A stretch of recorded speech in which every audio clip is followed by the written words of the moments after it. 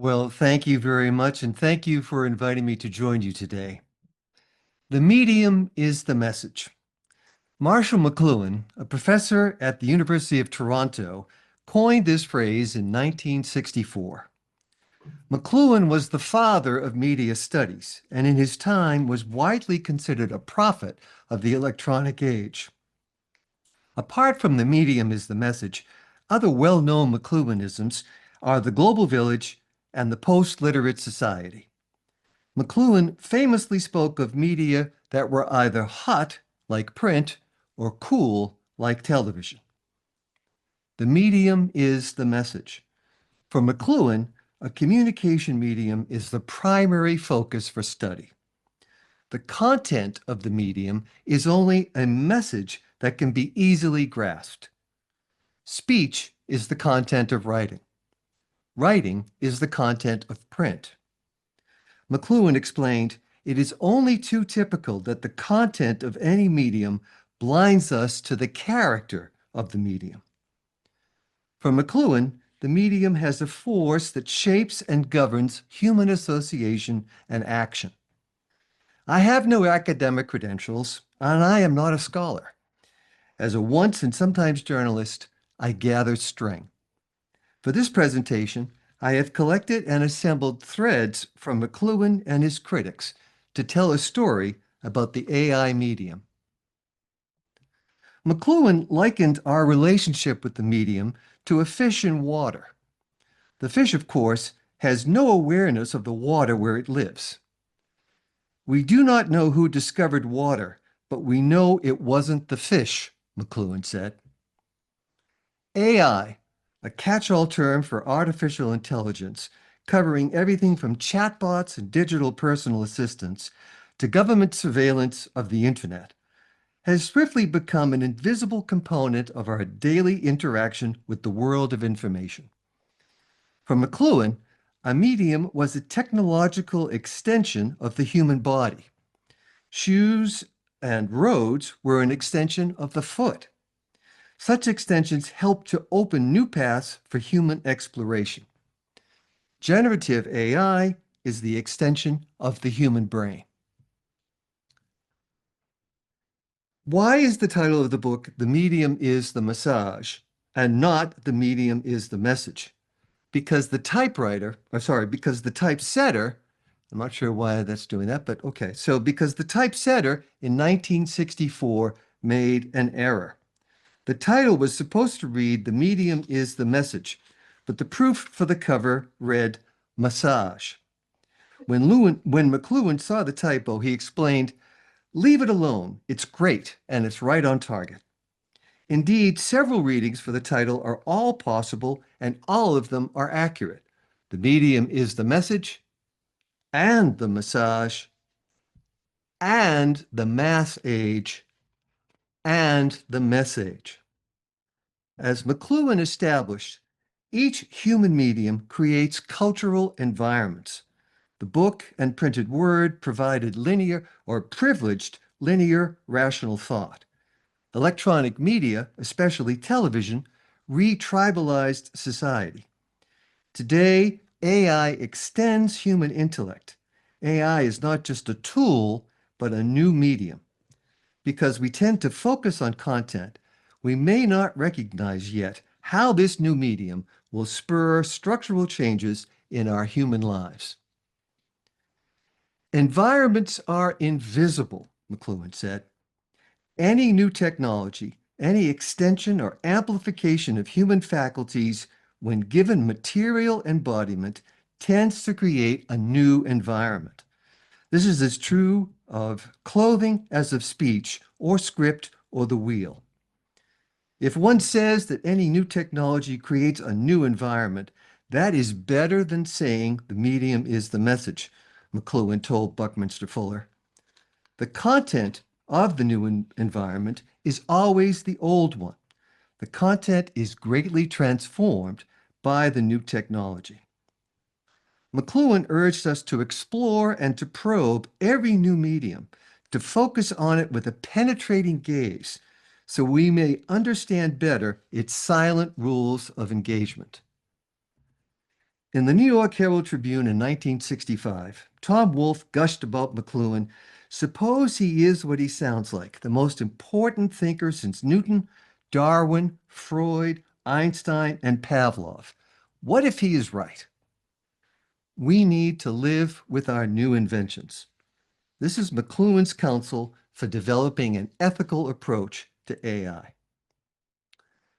McLuhan began his academic career as an English professor.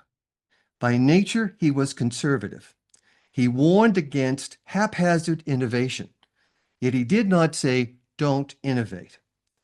After all, innovation is haphazard only if we don't know what the result will be. With such knowledge in hand, it would be possible to program a reasonable and orderly future for any human community. Such knowledge would be the equivalent of a thermostatic control for room temperatures. All media are extensions of some human faculty. Media alter the human environment, the way we think and act, the way we perceive the world. When these ratios change, we change. All media work us over. They leave no part of us untouched, unaffected, unaltered. Do not focus on the content of ChatGPT. The AI medium is the massage. 2.5 million years ago, nomadic apes began to walk in a partially upright position, freeing up their hands to make and use tools. They would chip away at large pieces of stone to get smaller, sharper stones. These stones helped them to cut, crush, and pound the animals they hunted. In the seminal book about the Stone Age, Making Silent Stones Speak, the authors theorized that tool making was not only a functional activity, but also a driver of cognitive evolution, social learning, and cultural transmission. The capacity to make and use tools thus shapes anatomy, behavior, and even the structure of the human brain. The oldest known cave painting is an outline of a hand in red, found in Spain and dated to more than 64,000 years ago. A 45,000-year-old Indonesian cave painting of a pig is the oldest known human depiction of an animal. With Stone Age cave art, the cave was the medium, the extension of our eye and our inner eye, using pigments, brushes, hands, and voices, as well as drums and bone flutes. Cave art enabled discourse within a community, facilitating storytelling and cultural expression. For Marshall McLuhan, such art, all art, was an extension of life. Fast forward to the medium we know best, print. A discourse conducted with paper, ink, type, line drawing, photography, covers, and binding. What hath Gutenberg wrought? Print vanquished the tribal world of the ear, intuitive, directionless, and emotional. The literate eye, with its fixed point of view, linear precision, and sequential logic, created a literate people with a private, detached, non-involved, and fixed point of view. Any new technology, any new medium, invariably stimulates challenges and disruptions to prevailing systems. McLuhan's view on the social changes brought by electronic media were controversial. Television, he asserted, would restore a social unity, replacing the individualistic liberty of literate persons. His optimistic view was hardly universal. I find television very educating. Every time somebody turns on the set, I go into the other room and read a book, said Groucho Marx. In a previous life, I worked as a television news reporter. The problem with TV news, I used to say, is that it's only half news. The other half is TV. Neil Postman, perhaps the greatest of McLuhan's many apostles, writing in Amusing Ourselves to Death 4 decades ago, said, Americans no longer talk to each other. They entertain each other.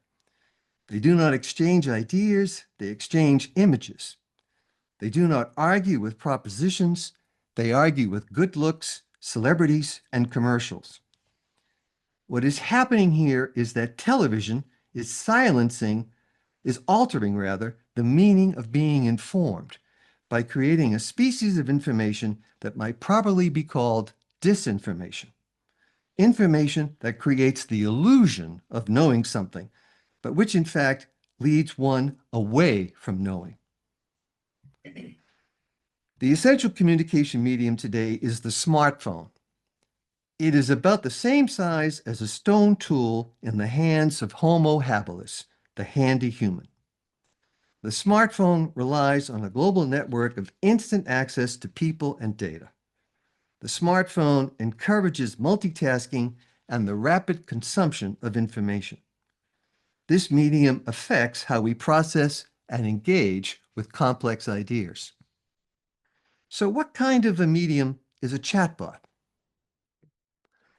AI is an extension of the human brain and the human intellect. This new medium was developed not overnight, but after generations of research and development. Vannevar Bush, an engineer who founded Raytheon and who directed R&D for the U.S. military in World War II, foresaw this day in 1945. For The Atlantic, he wrote, "One can now picture a future investigator in his laboratory. His hands are free and he is not anchored. As he moves about and observes, he photographs and comments. Time is automatically recorded to tie the two records together. If he goes into the field, he may be connected by radio to his recorder. As he ponders over his notes in the evening, he again talks his comments into the record. His typed record, as well as his photographs, may both be in miniature, so that he projects them for examination." Up to now in human history, Bush said, inventions have extended man's physical powers rather than the powers of his mind. With AI, content is even less relevant than McLuhan imagined. Press releases are no longer written for journalists. Scientific articles are just the same. They are written for machines. AI engines like ChatGPT and Gemini use this content to summarize your discoveries and your businesses. Cave art enabled discourse within a community, facilitating storytelling and cultural expression. What new human discourse is possible with ChatGPT? The underlying structure and experience of using ChatGPT is more significant than the content it produces. With AI, we traverse all ages and all experiences. With AI, our experience is not exclusive of other people's experience, but deeply and radically inclusive. We know today the same shock that pre-literate humans would have felt when confronted by the alphabet. In 2025, we have moved past the post-literate world that McLuhan imagined in 1964. As a new medium, ChatGPT has only begun to reshape human thought and community, creating unseen human environments with profound unintended consequences. Paraphrasing Spanish philosopher Jose Ortega y Gasset, AI promotes culture in the sense of culture defined by that which a man has in his possession when he has forgotten everything that he has read. Marshall McLuhan saw human history as a succession of technological extensions of human capacity, each of which worked a radical change upon our environment and our ways of thinking, feeling, and giving value. In his time, in our time, and in every time, resolve is needed in the face of such innovation. I am resolutely opposed to all innovation, all change, he said, but I am determined to understand what's happening. Because I don't choose just to sit and let the juggernaut roll over me. Many people seem to think that if you talk about something recent, you're in favor of it. The exact opposite is true in my case, McLuhan said. Anything I talk about is almost certainly something that I'm resolutely against. And it seems to me the best way to oppose it is to understand it. And then you know where to turn off the buttons. We should recognize that we live in an exciting time. We owe it to ourselves, our colleagues, our audiences, and our professions to reckon with the present so that we may prepare for the future. And McLuhan said, it is the business of the future to be dangerous. I Thank welcome you your very much. comments. Please reach out to me. My email address is there. You can also find me on LinkedIn. But thank you very much indeed.